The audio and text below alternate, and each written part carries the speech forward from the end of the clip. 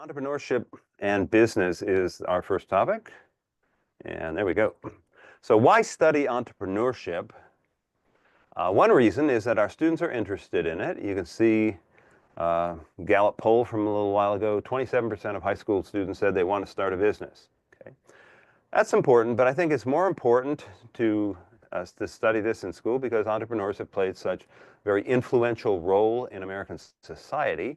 And here's an example of that. Here's Time's Person of the Year, going back to 1990, and the ones in red are entrepreneurs. Ted Turner, Andy Grove, you probably don't know about him so much, Intel. There's Jeff Bezos before he became a whatever billionaire.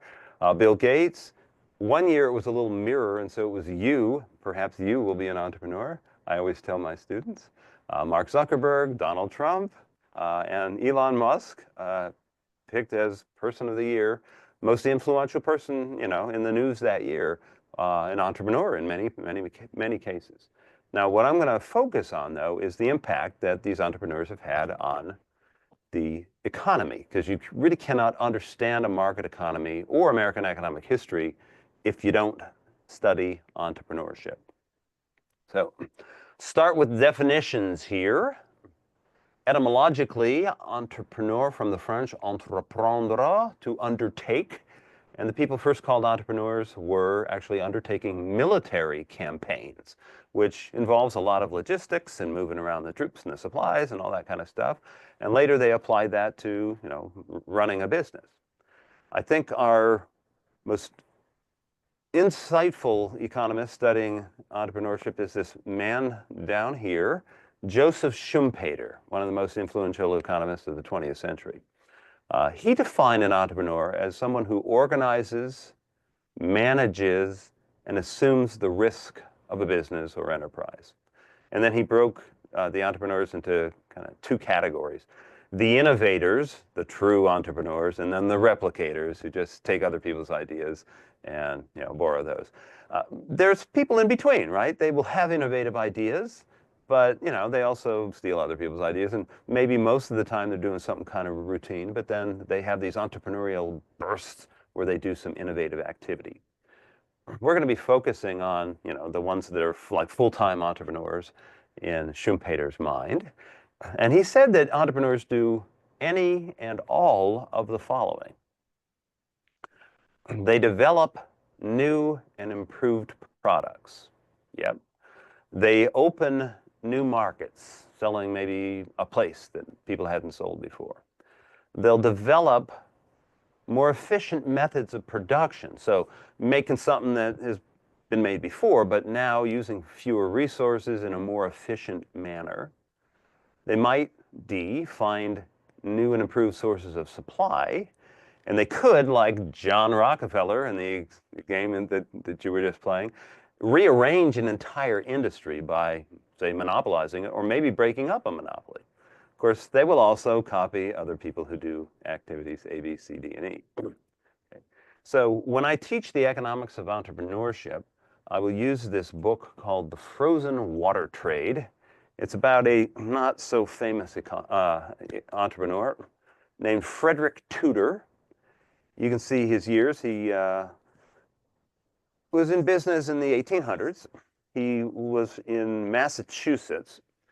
And so when he was still a teenager, his brother got sick, and his dad said, boy, the winter's going to kill your brother. I want you to take him down where it's warm. And so they went down to the Caribbean, down to Havana.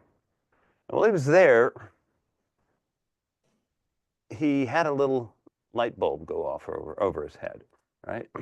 And so let's work through the story of Frederick Tudor and see the traits that it takes to be a successful entrepreneur. First, you have to have a vision. You've got to see something, an opportunity that other people don't see. Then you have to have all sorts of creativity, ingenuity, problem-solving abilities to turn that vision into an actual going concern. This takes lots of good judgment, okay, and a lot of hard work and persistence. Unless you want to just be a one-man band, you also need some leadership skills, including networking abilities so that you'll get People working you with on the supply side and working with you on the demand side. You've got to get talented people to follow you, and they probably already have a pretty good day job. And so you've got to have really good leadership skills to pull this off, okay? And finally, you have to have courage. You have to have this willingness to take risks. I always tell my students after doing this, that's what I would lack when it comes to entrepreneurship, because I don't think I'd get any sleep if I was trying to run some new business and I'm tossing and turning. Am I going to make payroll this month? I don't know. Okay, which is why I opted for a professional economist. We college professors can get tenure, and then we can get our jobs, like, keep them forever. I like that kind of security. I'm sure you guys like the security involved in your job. But I'm not an entrepreneur. My students might be. So let's look at Frederick Tudor.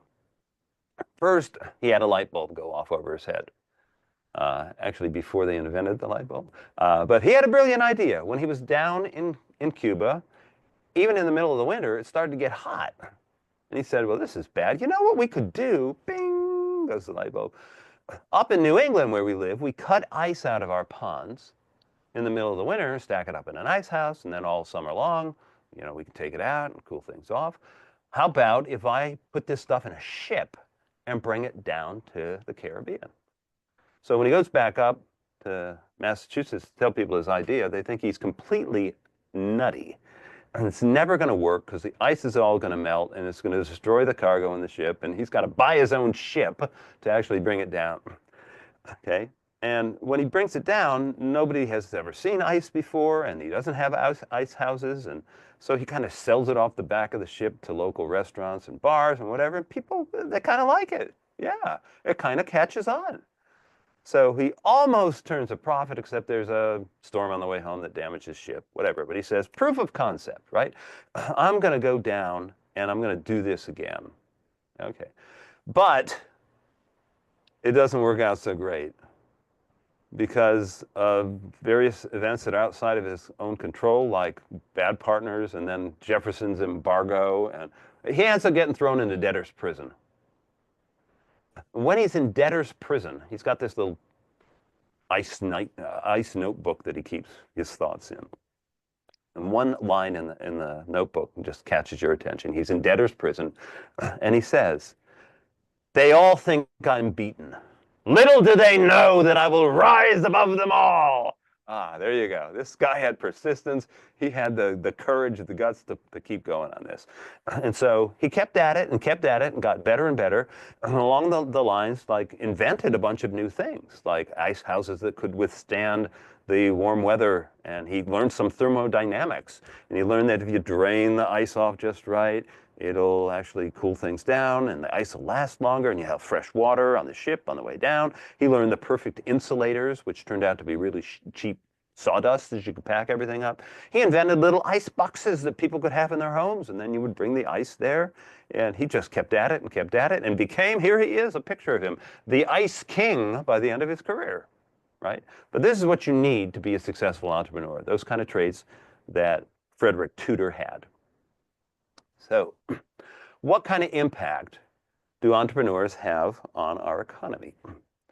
Turns out that precisely measuring the impact of entrepreneurship is really difficult because it's so hard to quantify. And our theories of entrepreneurship are very incomplete. Those of you who teach some economics know that what we teach in economics is primarily supply and demand. Got the supply curve, you got the demand curve. And then if the supply curve shifts this way, the price is going to, and if the demand curve shifts this way, the price is going to go this way, whatever. That's what we teach our students. But what the entrepreneurs do is they're the ones who are out there pushing around the supply and demand curves, especially the supply curve, creating the new supply, but sometimes the demand curve as well. And so we just don't have good models of how they do those things, and they're very incomplete. I think we can capture the incompleteness of the economic approach to this with one of the most famous of all economic jokes. Yes, every profession has its own jokes. So, two economists are walking down the sidewalk. One of them spots a $100 bill. Says, "Wow, it's a $100 bill." The other one goes, "Ta-ding." That can't be a $100 bill. If it was a $100 bill, somebody would have already picked it up. Okay. And I always ask my students or the teachers when I'm there face to face, have you ever found a $100 bill? And it's very, very rare that somebody has found a $100 bill. Sometimes you'll think that it's, but yeah, it's not. I actually found a $100 bill once, and I'll tell you how I did it. It's like this guy right here. $100 bills are just not lying on the sidewalk. They're in hidden places. I was walking down the street actually, and I saw a paper napkin over on the side, and I said, tisk, tisk, I hate trash. And I went to pick up the paper napkin, and underneath it was the $100 bill. So here's our entrepreneur walking down the street in our picture, and he's not looking for $100 bills on the sidewalk, because if they were there, somebody would have picked it up, and so they're not lying there. They got to be somewhere people aren't looking. And so he's looking all over the place for a $100 bill, and notices one down the storm drain here. Says to his friend, there's a $100 bill down there. His friend still says, no, that's not a $100 bill. And then the entrepreneur's got to think, how do I get that $100 bill into my pocket? Ingenuity. Chew some gum, put it at the end of a stick, poke it around down there, pick it, it fell off. Okay, try it again. That one was a leaf. Keep trying. Finally, you pick it up. Yay, it comes out, and dang, it's a piece of trash. Which is what it is, yeah, most of the time. But sometimes it's a $100 bill, and sometimes maybe it's attached to a string of $100 bills. There's our big lesson. So, precisely measuring the impact of our entrepreneurs is very hard. And there are, however, a range of empirical studies of the economy, especially historical comparisons of one place versus another, that will show you that more entrepreneurial societies end up being more prosperous. What entrepreneurs do in pursuing their profit opportunities is end up moving economic resources from lower valued uses to their highest valued use. So let's see how economists can do that. And we'll have to bring in a little bit of economics here. We know that entrepreneurs have many goals: making the world a better place, becoming famous, simply doing something creative. Yep. But even if their goal is simply to maximize their own profits, they tend to benefit society as a whole, because how do you do that? Right? I can earn more profits if I can sell this product for a higher price, if I can increase the demand, if I can shift out the demand for that, increase the willingness to pay of people, say by making the product better than it was before, then they're willing to pay more. If my product can be better than somebody else's, they'll pay more for it. Another way that I can earn more profit, and this is probably the more important of the two, is by increasing supply, shifting that supply curve out. How do you do that? I always emphasize to my students that a supply curve is a cost curve. A supply curve is the cost of making it curve. And what these entrepreneurs do is figure out lower cost ways to make things. Think Andrew Carnegie figuring out how to make steel way cheaper than the old-fashioned way when he brought in some new technology and worked out all the kinks by hiring these experts that were going to do it. And just keeping, or John Rockefeller in the game you were just playing, figuring out how to refine that oil at a lower and lower cost, and then you can shift out the supply curve, and the consumer is the big winner. The consumer, even though Rockefeller turns into a billionaire, the consumer is the big winner, because if you know your economics, right, you shift out that supply curve, the price goes down. That little triangle up at the top of consumer surplus, that consumer surplus triangle gets bigger. So William Nordhaus won the Nobel Prize a few years ago, had an article where he estimated recently what percentage of the gains from entrepreneurship go to the entrepreneurs versus the consumers, and there's the number in bold. He estimates that close to 98% of the gains from entrepreneurship are pushed to the consumers, because these entrepreneurs are competing with other people, and the price goes down and the consumer wins. Okay, so let's do a couple case studies. I'll start with Sam Walton. If you're old enough, you can remember Sam from old Walmart ads and things. Of course, he also set up Sam's Club eventually. And what he did was figure out how to build a more efficient retail system. That is to produce more with less, to be more efficient, right? To sell those products at a lower cost of selling the products, mainly by superior logistics and computerization. Yeah, he was just an old, boy from, I guess he grew up in Missouri and then his headquarters was in Arkansas. But don't take Southerners to be stupid because they aren't. They can be as smart as anybody else, right? And he worked out before other people in industry did superior logistic techniques. And he used computerization and satellites. Other companies had those UPCs, scanners, blip, blip, blip, and weren't doing much with them. Sam linked the blips up to a central computer, and you could tell exactly how many units had been sold, and then when you were going to have to reorder and when you were going to have to buy some new stuff and make some new stuff. He integrated the whole system and was able to do things far more efficiently. And as the company got bigger, they were able to put more warehouses and then use the computers to, maximize the positions of the warehouses and the routes that the trucks were taking to bring the prices down to their customers. So a survey was done of professional economists a while back, and they asked, do you agree that a Walmart store typically generates more benefits than cost? And this is a blowout. 73% of the economists said yeah, and only 15% said no. So the vast majority of economists, when a Walmart store opens up, it tends to generate more benefits to society than costs. Jason Furman, who was the Council of Economic Advisor chair under President Obama, called Walmart a, quote, progressive success story. And he did that because there's a big economic literature on Walmart, and a range of estimates by economists suggest that if you shop at Walmart, do like the bulk of your shopping at Walmart, because they have lower prices, you'll save about $1,000 a year. Who tends to shop at Walmart? Poor people, middle-income people, right? And so they're the big winners from this. And even if you refuse to set foot in Walmart, you probably benefit from the existence of a Walmart. Because Walmart's competitors don't want to lose customers, so they got to cut their prices, right? And so, yeah, if you just shop at some other place, you will gain thanks to the Walmart being there, putting the competitive pressure on the place that you do shop. So here are some studies that back this up. So they kind of map out the spread of Walmart, places that they could have opened, places that they did open, comparing one to the other.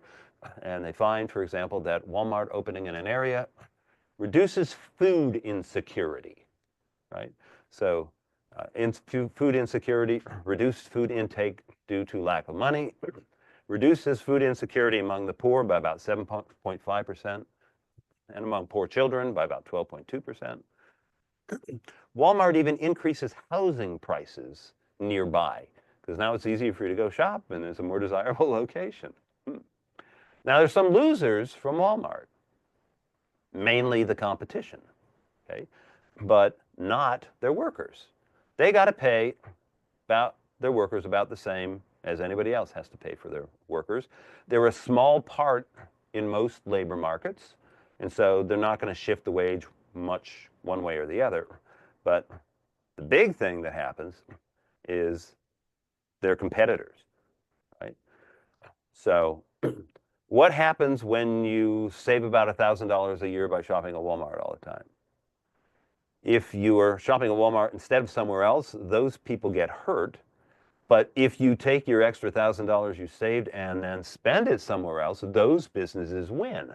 So some businesses in town win, so some lose. That $1,000 ends up getting spent on things like, going out and get my nails done. Not that I get my nails done. Or, going to get my hair cut or making a home improvement or something like that. But the losers are the direct competitors of Walmart. So when a Walmart opens, it does correspond with about 4 small, and that's less than 21 workers, 4 small retailers going out of business, and 0.7 medium-sized retailers going out of business. Okay? The overall effect on business employment is 0. Those direct competitors of Walmart, they go out of business, yep. But then the extra money that people save shopping at Walmart, they spend it somewhere else, and other small businesses, medium-sized businesses open up in other sectors. Okay? This process is what our friend Joseph Schumpeter called creative destruction. They're creating something new and destroying the old at the same time. So who did Walmart destroy? Do you guys remember Sears? I don't see too many Searses around. I remember their ads back in the, I don't know, 80s or 90s. Sears, it's where America shops. And that was true back then. But then when Walmart and some other stores came along that did the job better, Sears disappears. And of course, Penny's. But, earlier on, Sears did exactly the same thing to some of their old competitors like Woolworth, okay? Why am I even talking about Walmart? Aren't they passé? I think maybe they are. Amazon is who I should be talking about now because Amazon's the one putting the competitive squeeze on Walmart these days. So Walmart's old news. Let's think about Amazon and how they affect the economy. Amazon purchases primarily save you time. And suppose you eliminate a couple of trips to the store each week and save about 75 hours a year. Let's value your time really cheap, like $10 an hour, which is far less than most people earn. Okay. You're going to be saving all that time is money, and then subtract off the cost of a prime, and you're saving, $600 a year or more. But there's something in the economics literature known as the Amazon effect, the mere existence of Amazon there, holding down prices, and then other people got to match them. Studies say shaves about 0.1 to 0.2% off the inflation rate every year. Inflation would be a little bit higher. But if you add that up over years and decades, we're talking trillions of dollars that end up getting saved by Amazon's customers. That's what they do. Okay, so that's what entrepreneurs do. Sam Walton founding Walmart, or later Jeff Bezos founding Amazon, that's what they do. They creatively destroy the old economy and create a new economy. However, because there are so many entrepreneurs out there, in a competitive economy, the opportunities to earn really high profits are very fleeting. You earn big profits, very soon other people will enter your market and they will copy your innovations and steal your personnel and try to reverse engineer what you're doing. And that increases the supply and pushes the price down, and the gains go to the customers. And maybe your competitors end up being better than you are. You don't have a monopoly on ideas for sure.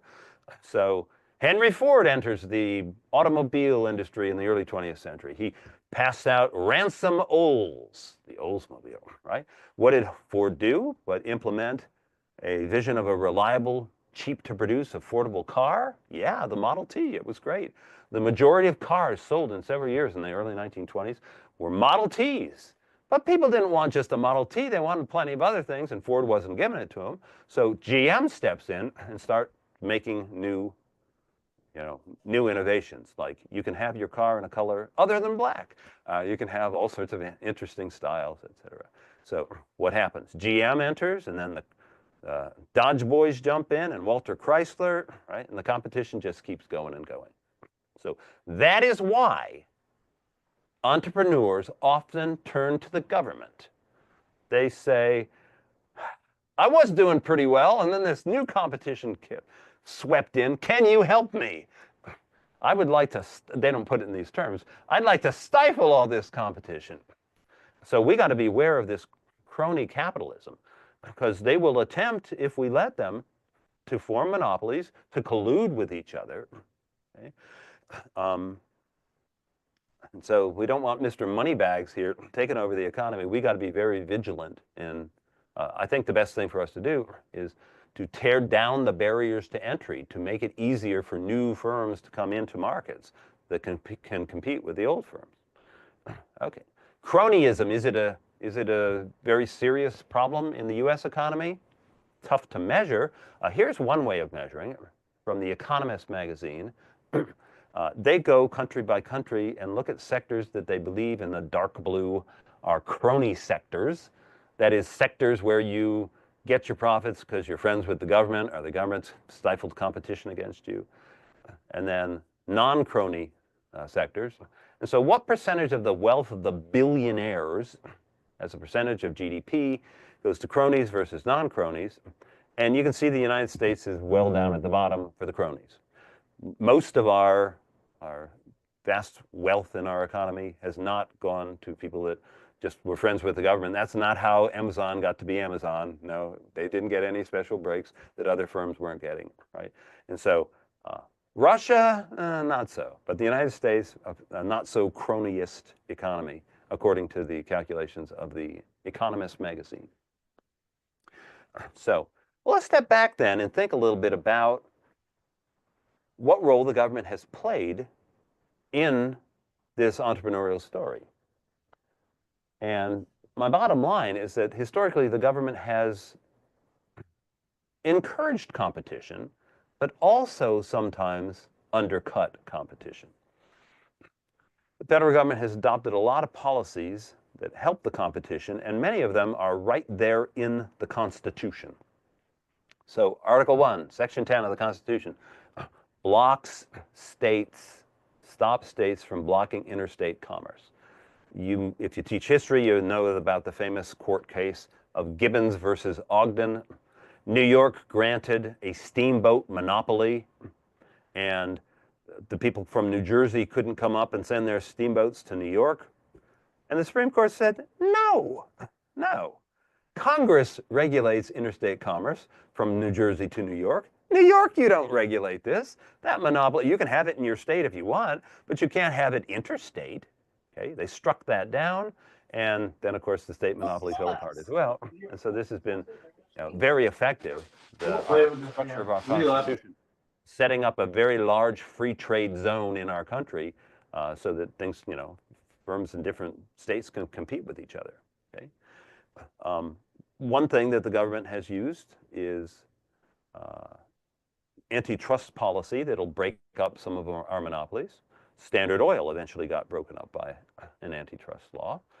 But the government has also stepped in with some anti-competitive policies.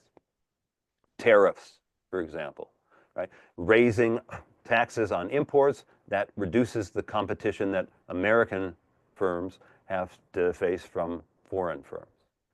Often there will be big regulatory barriers that the government puts in place.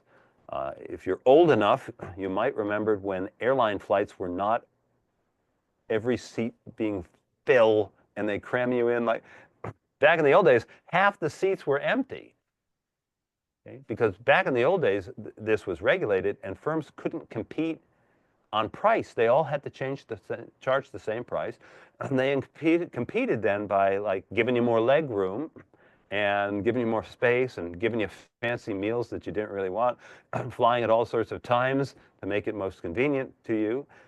And then we allowed more competition in the industry, and we flyers kind of voted for, we would rather have low fares. We actually would.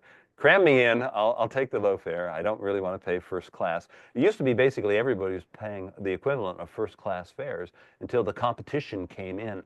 And that same thing happened in the 1970s in airlines and trucking, in railroads. Of course, a very anti-competitive policy in the South back in the year were Jim Crow laws that says, you want to be a barber in this state, you have to go to a barber school, an official barber school that we license. And by the way, whites only at those. Right? That was an anti-competitive policy that state governments put in place. Governments have also subsidized particular firms and industries, and they've also run their antitrust policies sometimes that end up making it less competitive as well. Okay? So government has played an important role on net making our economy more competitive. We have one of the more competitive economies in the world. We unleash the forces of competition more. And that's one of the things that has allowed us to be a more entrepreneurial economy than most of the other economies in the world. Right? We are one of the most entrepreneurial economies. Okay? Not me personally. I've been free riding off that and getting the great deals people give. However, the government actually has itself run one of the biggest and the most long-lived monopoly in our country, and that's the Postal Service, set up way back in 1792, giving the government this monopoly on carrying. Now, actually, they lost their monopoly for a while. When steamboats came along and railroads, people would go to the steamboat captain or the railroad company or whatever and say, can you deliver these letters, to the next port, to the next town? And they started doing that. Private businesses came in, and by 1845, 2/3 of the mail were actually shipped privately, not through the U.S. Postal Service. And other businesses sprang up to do things like deliver mail within cities. Private businesses began innovating in novelty of home delivery, right? The Postal Service didn't do that before. Street corner letter boxes, postage stamps, all in the private sector, until they decided to shut that private sector down. And because of the political clout of the postal employees and contractors, basically Congress responded by cutting the postal rates a whole bunch and then banning that private competition. So they still have a monopoly on the delivery of first-class mail to our mailboxes. But of course, recent competition has swept back in with package delivery, and they can't stop the competition that comes from, electronic means of communications instead of the old-fashioned letters and all that stuff. So competition even in the face of a monopoly here. Okay. So one of my points here is that entrepreneurs are looking for a profit every place they can, and sometimes that's by making a better product. But sometimes that's by working the political ropes and getting a special deal for themselves and squelching competition if they can. Okay. How do you form a monopoly, an outright monopoly, where you're the only one selling the good? And I guess there's a few ways you can do it. One is you could be the only one who owns a scarce input. That's very, very rare because things are scattered all over the globe. But De Beers and their diamonds kind of had a monopoly for a while there. Easier way to do it is what we economists call economies of scale. As you get bigger and bigger, you can do things at a lower and lower price per unit, cost per unit, like your local water service. Usually, though, those industries are either owned by the government, like my water company is, or heavily regulated by the government, like my natural gas and electricity companies here in town are. The main way that you could get a monopoly outside of that, though, is by innovation. You come up with great invention, and they give you a patent for it. You have a monopoly until the patent expires, but somebody else may come up with a better invention before your patent expires. The next killer app comes along, they copy what you were doing, and you're toast. So you might think that with all this pressure, it's very difficult to form a monopoly. You're not going to have all the scarce resource. It's rare that you're going to be like the biggest one is the cheapest, and besides, you get heavily regulated for that. It's rare that you can out-innovate everybody, so why not just merge together with all your competitors and form a giant monopoly? Wouldn't that be the most tried and true way to form one, Mr. Entrepreneur? Turns out no. Because the greatest merger wave in the history of our country occurred right around at the end of the 1800s, moving up to 1900, where 1,800 firms making up half of all manufacturing capacity merged together and created monopolies or near monopolies in huge industries like steel, U.S. Steel. J.P. Morgan bought out Andrew Carnegie and all the other big steel guys and merged them together into one big firm. There was a close to monopoly in farm equipment and tobacco and sugar, many other industries. Okay. But what happened afterwards? Subsequently, profits were lower in a majority of the cases after those mergers. And about 1/3 of them ended in bankruptcy. What happened to the monopoly? What happened to the monopoly was competitors immediately came into the field. The monopoly increases the price, and now anybody who comes in the market can earn a big profit. So plenty of people come into the market, including the people that you just bought out. They get financed by some deep-pocketed guys on Wall Street, and they'll go into competition against you. So Charles Schwab, not the brokerage guy, but an earlier Charles Schwab, had been bought out of one of these steel firms. And then Wall Street guys gave him a lot of dough, and he set up Bethlehem Steel, which started to compete with U.S. Steel. And U.S. Steel's market share shrinks and shrinks in Bethlehem, which was big back when I was a kid. It gets bigger and bigger, and of course, the market churns over the years as firms enter and exit. You're not going to get a monopoly unless you can keep the competition out. And about the only way to keep the competition out about the only tried and true way to keep the competition out? It's to get the government to do it for you, to get them to pass some law or give some special favor to you, keep the competition out. Okay. So let's now turn our attention to the biggest of these monopolies, the one that you played the game based on, and that is a great game. Especially make sure you play it into the round, after the round where Rockefeller comes in and Standard Oil comes in, because that shows you what Standard Oil was able to achieve. They were able to get 90% market share of petroleum refining in the United States. And they played hardball. Right? So one of their secrets to success was a big pipeline network. Whenever oil was discovered, they would put the pipelines there and bring them over to the refinery before anybody else could do it. A competitor decided to come into the field, the Tidewater Pipeline Company, again funded by some big New York Wall Street guys. What did Standard Oil do? They first apparently bribed the state legislature of Maryland so that the pipeline couldn't go down to Baltimore like they wanted it to do. Okay, only Standard could run a pipeline in Maryland. Then they tried to buy up like all the pipes. And then they tried to buy up strips of land that would block, the right of way for building this. They tried and tried and tried, and they didn't defeat Tidewater because Tidewater has some big, rich backers. So eventually, what they did was they decided to merge with Tidewater. That's how they did it. Of course, they were good at this. They had to stay ahead, and they were able to, as you can see, cut the price of refining down, down, down. But it turns out Standard actually faced a lot of competition, and their monopoly position lasted a very short period of time. Turns out 70% of the oil that they refined was exported. And on the international markets, they were competing with some other big firms, like Alfred Nobel's firm or the Rothschild-backed firm. And they also faced massively growing competition at home. The kerosene is what they were refining, and it was for an illuminant, right, to your kerosene lantern in your old farmstead or whatever. But they had to compete now with natural gas and electric lighting. And they also couldn't keep a grip on their key import, because when oil was being discovered all over the place, they started discovering it so quickly that Standard just couldn't get there before everybody else did.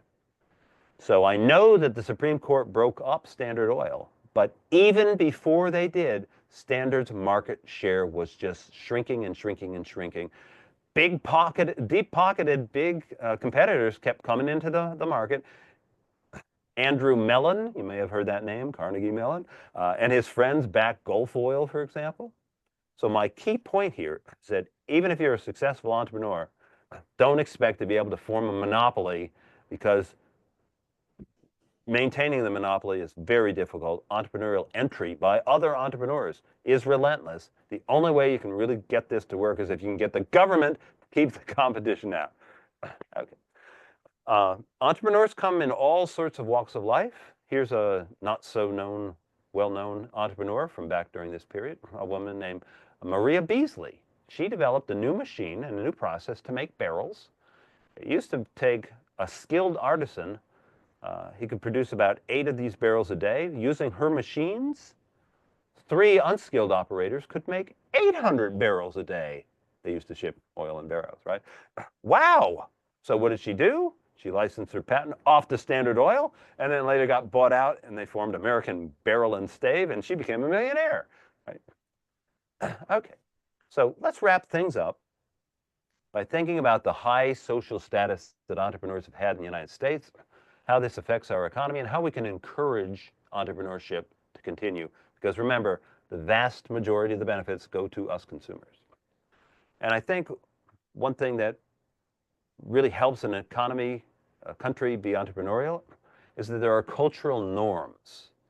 Yes, the profit incentive is very important, but cultural norms that make being an entrepreneur, being a business person, something that people admire. You could be like the French and look down your nose at those filthy bourgeois entrepreneurs, or you could go like, nice going, man. Okay, so we've been a lot more of that, supporting our entrepreneurs. And here's a list of successful entrepreneurs that are from all sorts of walks of life. John Jacob Astor, Cornelius Vanderbilt, P.T. Barnum, Andrew Carnegie, John Rockefeller, Madam C.J. Walker. Do people know Madam C.J. Walker? Hair care products. If you ever saw Beauty Shop with Queen Latifah, she hangs up a picture of Madam C.J. Walker on her wall on the first day of her business. I have my students read a book about Madam C.J. Walker. Henry Ford, Walt Disney, Howard Hughes, Estee Lauder, Ray Kroc, McDonald's, Sam Walton, Bill Gates, Steve Jobs, Oprah, Jeff Bezos, Mark Zuckerberg, Elon Musk, Charles Koch, Russell Simmons, the hip-hop entrepreneur, Jensen Huang. Who the heck is Jensen Huang? Zoom. And we are talking to each other live on Zoom. Okay, so not all entrepreneurs are saints. That is definitely a key. But they often create huge philanthropies, giving away good chunks of their wealth to further worthy causes. They've already done a lot of good to the society. Because remember, most of the gains of entrepreneurship go to the consumers. But then many of them will follow Andrew Carnegie's advice in his Gospel of Wealth essay and give away their wealth to very worthy causes. John Rockefeller played hardball to get his wealth and then gave almost all of it away and did things like eradicating hookworm. Back in the day, before everybody had shoes, poor people would walk around and these little nasty creatures, hookworms, would get into the soles of their feet and then live inside of them as parasites, sucking their... So to wipe out these hookworms, all you needed was a little medicine, certain thymol salts, and it cost like 25 cents a dose. And Rockefeller set up a program throughout the entire hookworm zone and wiped out hookworm in the United States. And after he did that, he said, well, let's do it in China and India and other places all over the world. So you can't do that without having successful entrepreneurs. How do we encourage that? How do we encourage it? I like to use an analogy of baseball. Baseball fans know that what country produces more great baseball players per capita than any other country? If you're a fan, you can unmute yourself right now and tell me what country it is. Anybody? I'm not a fan. Dominican Republic. The Dominican Republic, for sure, exactly. Why? Why the Dominican Republic? They just have great baseball genes there that I don't think so. Okay. The fact is, though, that baseball is deeply entrenched in their culture, and they support and celebrate baseball. When a baby is born, a glove is put in the crib with the baby, and it's like baseball, baseball, baseball from day one. And then they're training kids everybody's celebrating this and working on it. As you know, if you can do the same thing for entrepreneurship, you can unleash the entrepreneurial potential of your economy, I believe.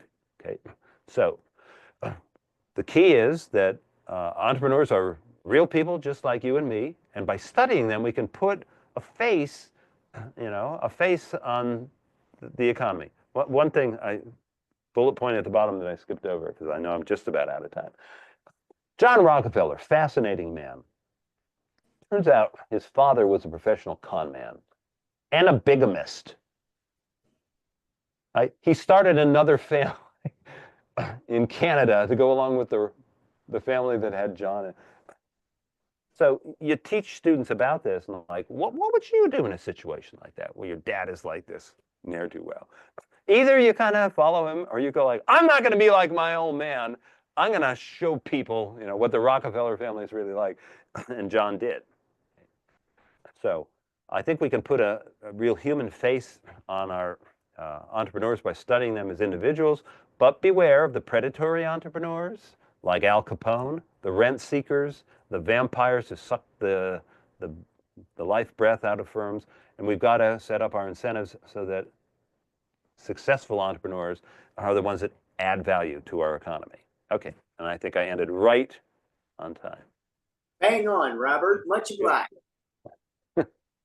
All right. I am happy to answer any questions people have, but I know you got an activity, so we can do it like right after that. Oh, I see one hand up. Am I allowed to answer that? Sure, go right ahead. Okay, Eric. Yeah, I live right down the road from the Rockefeller Estate in Pecanico Hills Uh-huh. and off the Hudson River.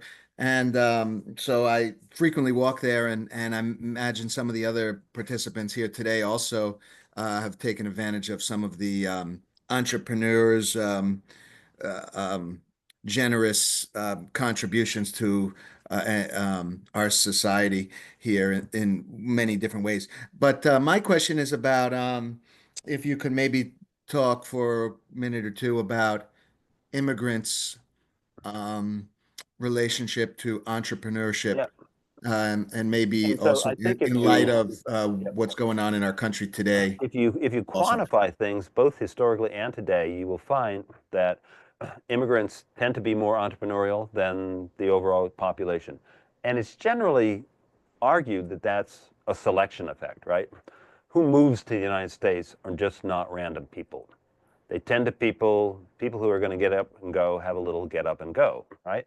And so we have attracted many very successful immigrant entrepreneurs throughout our history. If you go back and look at that list of mine, there were a number of immigrants on it.